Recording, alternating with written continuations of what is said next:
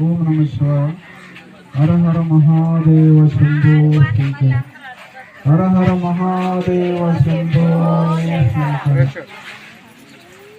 భక్త మహాశ్రేయులందరికీ ఈ వ్యాస గురు పూర్ణిమ సందర్భంగా అందరికీ జ్ఞానోదయం కలిగించే దానికోసం